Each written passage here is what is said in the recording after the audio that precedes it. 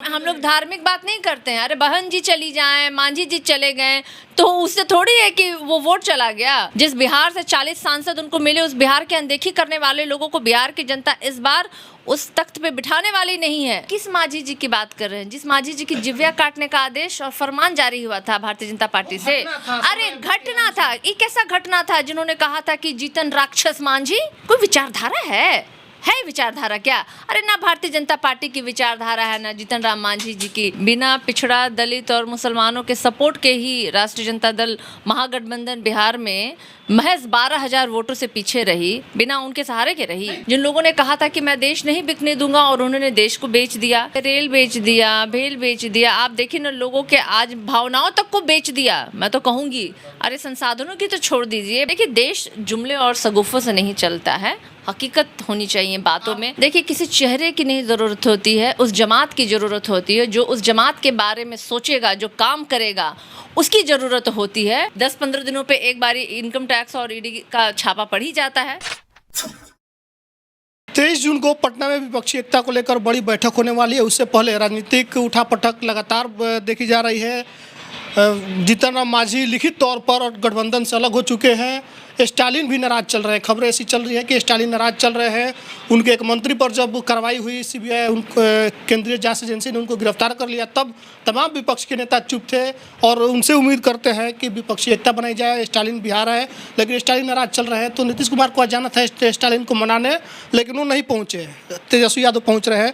ये सब खबरें चल रही है कि स्टालिन नाराज है। इन्हीं पर बात करेंगे राजद की प्रवक्ता है सारिका पासवान जी इनसे कि स्टालिन नाराज है, मांझी जी अलग हो गए हैं, विपक्षी एकता बनने से पहले बिखरती जा रही है। ये भारतीय जनता पार्टी का कयास है और कुछ नहीं है। विपक्षी एकता मजबूत है और 2024 में यही विपक्षी एकता जो है भारत को भाजपा मुक्त बनाने वाली है। कोई किसी से नाराज नहीं है और आगामी 23 तारीख को जो विपक्षी दलों का यहाँ बैठक होने वाला है, वो तस्वीर ज़रूर है कि भारतीय जनता पार्टी को विचलित करने वाली होगी और बहुत एक बड़ा संदेश भी देश को जाएगा कि आगामी जो 24 में चुनाव होने वाला है, वहाँ से केंद्र में भारतीय जनता पार्टी कहीं भी टिकने वाली नहीं है। आप लोग विपक्षी एकता की बात कर रहे हैं, लेकिन स्टालिन के जब मंत्री को गिरफ्तार किया गया तब आप लोग खामोश, कोई हलचल नहीं, कोई प्रतिक्रिया नहीं। कैसे बनेगा विपक्षी एकता? देखिए, जिस तरीके से भारतीय जनता पार्टी लगातार सरकारी मिशनरी का दुरुपयोग कर रही है और अपने विपक्षियों को डराने के लिए इनकम टैक्स, ईडी और तमाम ऐसे संस्थाओं का सहारा लेकर के वो डराने का कोशिश कर रही है, और उसका तो मुझे लगता है कि सबसे ज़्यादा भुक्तभागी राष्ट्रीय जनता दल है। जो आप लगातार देखिए, जिस तरीके से राजनीतिक साजिश के तहत लालू प्रसाद यादव जी को फंसाया गया, बावजूद उसके हर मतलब 10-15 दिनों पे एक बारी इनकम टैक्स और ईडी का छापा पड़ ही जाता है। तो ये तो हम सब देख रहे हैं कि भारतीय जनता पार्टी के अगर उनके विरुद्ध अगर आप बात करिएगा या उनके किसी भी ऐसे कार्यों पे आप अगर उंगली उठाइएगा तो भारतीय जनता पार्टी को वो सहनीय नहीं है, चाहे वो देश विरोधी ही क्यों ना वो काम कर रहे हों। अगर उस पर आप प्रश्न कीजिएगा तो वो आपके पीछे वो इनकम टैक्स और सीबीआई ईडी भेज दे रही है, और इसी चीज़ों से तो देश को बचाना है। जिन लोगों ने कहा था कि मैं देश नहीं बिकने दूंगा और उन्होंने देश को बेच दिया। संसाधनों में आप आज देखिए, भारतीय जनता पार्टी ने, आप लोग बिना किसी आधार के आरोप लगा रहे हैं। क्या आधार नहीं भाई, रेल बेच दिया, भेल बेच दिया। आप देखिए ना, लोगों के आज भावनाओं तक को बेच दिया। मैं तो कहूँगी, अरे संसाधनों की तो छोड़ दीजिए। भारतीय जनता पार्टी जिस तरीके से लोगों की धार्मिक भावनाओं को भी बेच करके अपनी राजनीति रोटी सेकना चाहती है, इससे भी बदतर कुछ होता है क्या? और पूरी देश की जनता जो अभी महंगाई और बेरोजगारी को झेल रही है, और जो हमने देखा स्वास्थ्य व्यवस्था इन कोविड के कालों में, तो ये ऐसे मुद्दे हैं जिसको लेकर के देश खुद बदलाव चाहता है। तय हो जाएगा चुनाव से पहले, लेकिन तय ये होना है 23 तारीख को कि कौन कौन लोग आपके साथ आ रहे हैं। अखिलेश यादव ने एक फार्मूला दिया है कि पिछड़ा, दलित और अल्पसंख्यक एक हो जाए, लेकिन आपके साथ ना कोई पिछड़ा का तो चेहरा है, लेकिन दलित का चेहरा आपके पास नहीं है। आपको मांझी जी छोड़ के चले गए, बहन जी आपके साथ नहीं है, मुसलमानों का कोई बड़ा चेहरा आपके पास नहीं है। कैसे आप लोग विपक्षी एकता बनाते हैं? एक बात बतलाइए, बिना पिछड़ा, दलित और मुसलमानों के सपोर्ट के ही राष्ट्रीय जनता दल महागठबंधन बिहार में महज 12,000 वोटों से पीछे रही, बिना उनके सहारे के रही। देश लेवल पर राजद नहीं ना जीत दिला पाया। अरे सुनिए, देश लेवल पे भी राजद जीत दिलाएगा, महागठबंधन जो है ना, जो तमाम दलें जो हैं वो मिल करके 2024 में, फिर से मैं बोल रही हूँ, याद ऐसी कर बात करें लीजिए मैडम, आप। जिसके एक सांसद नहीं वो जीत दिला देगा। अरे आप 40 सांसद देने वाले बिहार के लिए भारतीय जनता आपके पार्टी ने कितने क्या सांसद? किया, मुझे राजद बताइए ना, मुझे आप पहले बताइए ना, प्रश्न पूछिए जाके उन लोगों से जिस बिहार से 40 सांसद उनको मिले, उस बिहार की अनदेखी करने वाले लोगों को बिहार की जनता इस बार उस तख्त पे बिठाने वाली नहीं है। 2024 दलित में नेता भारतीय क्यों जनता पार्टी साफ है, कोई दलित नहीं है। अरे दलितों का माझी छोड़ के गए, पहन जी नहीं आ रहे हैं। दलितों का वोट राष्ट्रीय जनता दल महागठबंधन के साथ है और इसका प्रमाण है, पिछले वोटों की आप संख्या देख लीजिए तो महज 12,000 वोटों से, वो भी 12,000 वोटों की संख्या जो है वो जबरन, आपको भी पता है कि एक लहर नहीं रहता है विधानसभा में और लोकसभा के चुनाव में। लहर इस बार एक ही है, एजेंडा, मुद्दा, शिक्षा, स्वास्थ्य, और ये एजेंडा जो है ये सिर्फ और सिर्फ विपक्षी दलों के पास है। भारतीय जनता पार्टी के पास एजेंडा जो था हनुमान जी, राम जी, हनुमान जी ने अपने गदे से प्रहार करके ऑलरेडी कर्नाटक में उनको हरा दिया। ये तो बीजेपी का लाइन है, बीजेपी के, भारतीय जनता पार्टी के पास कोई बीजेपी के लाइन है, धार्मिक। आप बीजेपी की लाइन पर जाके बैटिंग कर रही है। हम आपसे पूछ रहे हैं कि आपके पास दलित का चेहरा कौन है? धार्मिक हम लोग बहन नहीं जी करते। आपसे क्यों दूर हो? हम लोग धार्मिक बात नहीं करते हैं। अरे बहन जी चली जाएं, मांझी जी चले गए तो उससे थोड़ी है कि वो वोट चला गया।